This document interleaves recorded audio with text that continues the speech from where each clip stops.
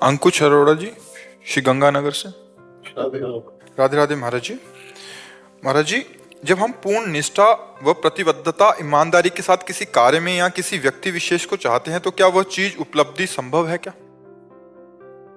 व्यक्ति और कार्य, इसमें प्रारब्ध टांग मार सकता है, लेकिन भगवत प्राप्ति निष्ठा हो जाए और पूर्ण प्रयत्न और कृपा तो निश्चित हो जाएगी, इसमें हमें कोई संशय नहीं।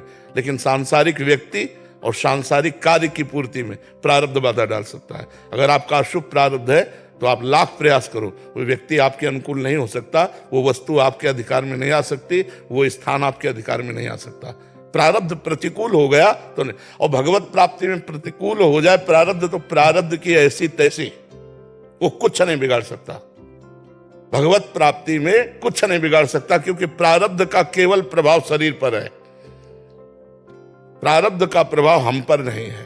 और जब हम भगवत प्राप्ति के लिए चलते हैं, इतना ज्ञान तो होने ही लगता है कि मैं शरीर नहीं हूं, तो शरीर में प्रारब्ध का प्रभाव होगा और अंदर से आर्त भाव से चिंतन होगा, हमें भगवत प्राप्ति तो हो ही जाएगी। सांसारिक कार्यों में प्रारब्ध अगर कमजोर हो गया और पुरुषार्थ प्रबल हो गया तो प्राप्ति हो जाएगी। अगर प्रारब्ध जोर हो गया, पुरुषार्थ कमजोर हो गया तो फेल हो जाओगे। समझ पा रहे हो आप हमारी बात? पुरुषार्थ जानते हो किसे कहते हैं? जो वर्तमान में क्रिया कर रहे हो। और प्रारब्ध उसे कहते हैं जो पूर्व में पाप है। जैसे बहुत बड़ी डिग्री प्राप्त कर ली लेकिन नौकरी ही नहीं मिल रही, बहुत व्यापार कर रहे लेकिन घाटा लग रहा है, बहुत प्रयास कर रहे लेकिन निष्फल हो रहे, क्योंकि पूर्व का प्रारब्ध है। पर भगवत प्राप्ति में ऐसा नहीं। एक मार्ग केवल ऐसा जिसमें प्रारब्ध या शुभ अशुभ विनायक इनकी कोई दाल नहीं गलती। जो निरंतर भगवान नाम चिंतन करते हैं, भक्तों का संग करते हैं और सत्संग सुनते हैं, उनमें विवेक जागृत हो जाता है। वो काटते रहते हैं आए हुए दुख सुख के राग को, और भगवान के चिंतन के प्रभाव से इस माया के द्वंद्वों पर विजय प्राप्त करके भगवत प्राप्ति कर लेते हैं। यदि तुम्हें अपने कार्य की पूर्णता करनी ही है तो नाम जप करो। नाम जप से बढ़कर कोई नहीं प्रारब्ध को रोकने वाला, कोई नहीं समर्थ। नाम जप करोगे, प्रारब्ध ऐसे रुका रहेगा जैसे तटस्थ भूमि समुद्र को रोक लेती है। नहीं तो प्रारब्ध बहुत बलवान होता है। अगर प्रारब्ध अपने पे आ जाए तो अच्छे अच्छे हर कार्यों में विघ्न डाल सकता है। पर नाम जप यदि चल रहा है तो जिते विनायक शुभ अशुभ विघ्न करे नहीं कोई, विघ्न करे नहीं कोई, डरे कलिकाल कष्ट भय, हरे सकल संताप हरस हरिनाम जपत जय, उसकी विजय हो जाएगी। यदि नाम जप चल रहा है तो विजय। अगर नाम जप नहीं तो फिर प्रारब्ध तो मिट्टिया मिट कर सकता है। इसलिए हम ये फाइनल में नहीं कह सकते कि आप कर्म निष्ठावान हैं, आप बड़ी सच्चाई से कर्म करते हैं तो आप सफलता ही प्राप्त करेंगे। नहीं, अगर आपका पूर्व का प्रारब्ध प्रबल है तो असफल कर देगा। अगर वर्तमान का पुरुषार्थ भगवान के भजन से जुड़ जाए तो प्रारब्ध की धज्जियां उड़ा देगा।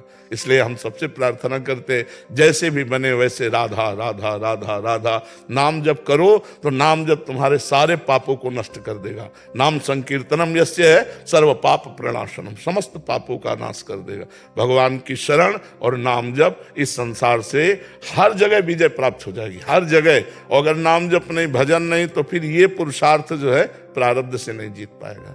समझ पा रहे आप? कोई संशय इसमें?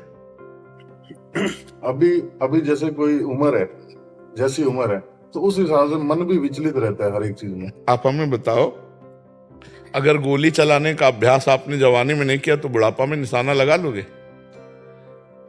नहीं होगा ना। तो अगर इस समय आपने भजन का अभ्यास मन को नहीं डलवाया तो बुढ़ापे में भजन कर लोगे क्या? हमें जरूरत अभी है परास्त करने की।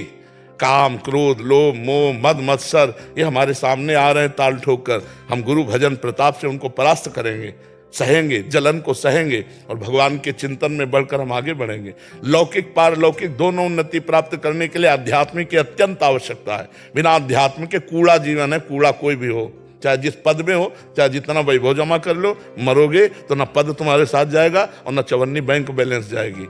राम नाम, कृष्ण नाम, हरि नाम, राधा नाम, जो प्रिय लगे नाम जपोगे तभी तुम्हारा मंगल होगा।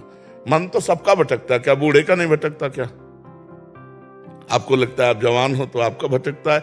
आप 90 साल के बूढ़े व्यक्ति से पूछ लो, क्या मन उसका समाधिस्थ है? क्या अगर अभ्यास भजन में नहीं किया तो भोगों में ही तो जाएगा, और भोगों में जिसका मन गया वो चंचल ही तो है। क्यों? तो ये मत सोचो कि जवान आदमी अध्यात्म में चलते हुए गृहस्थी में नहीं चल पाएगा। नहीं, चल जाएगा, बहुत बढ़िया गृहस्थ होगा। आप अपने कर्तव्य को पूजा समझो, राधा राधा नाम जप करो, किसी का अमंगल न करो, इससे बड़ी कोई पूजा नहीं। सब कुछ, चाहे व्यापार करो, चाहे नौकरी करो, जो चाहो करो, भगवान की पूजा मानकर अपने कर्तव्य को करो, नाम जप करो, किसी का अहित अमंगल न करो, बहुत बड़े भगत हो आप। चाहे तिलक लगाओ चाहे ना लगाओ, और स्वार्थ की भाषा भूली नहीं, और भेष चाहे संत का हो, तो बात तो नहीं बनेगी ना। भेष से थोड़ी साधुता पूर्ण होती है, और आपका भेष नहीं, उद्देश्य ठीक है तो आप संत हो। विभीषण जी आए थे, कोई भेष नहीं था, लेकिन भगवान कह रहे तुम सारीखे संत प्रिय मोरे, धरो देह नहीं आन्य हो। तुम्हारे जैसे संतों के लिए मेरा अवतार होता है। विभीषण जी कोई साधु वेश नहीं थे, उद्देश्य श्री राम थे। यदि हमारा उद्देश्य भगवान हो जाए तो पैंट शर्ट में भी हम संत हो जाएं, और यदि हमारा संत वेश में उद्देश्य बिगड़ जाए तो मामला बिगड़ गया। उद्देश्य खास बात है, आप समझ रहे ना हमारी बात। तो ऐसा बहानेबाजी तो कीजिए मत कि हमारा जवान शरीर है और हमारा मन चंचल है, हम कैसे, ऐसा नहीं। इसी समय तो ब्रेक लगाने की आवश्यकता है। इसी समय अगर अभ्यास कर ले गए तो आप महान पुरुष हो जाएंगे। गृहस्थी में होते हुए भाई जी से हनुमान प्रसाद पोद्दार जी महाराज महान संत, और धोती कुर्ता में रहते थे, गृहस्थी में रहते, भजन किया, भगवान का उद्देश्य किया, परमात्मा प्राप्ति हो गई। समझ पा रहे आप?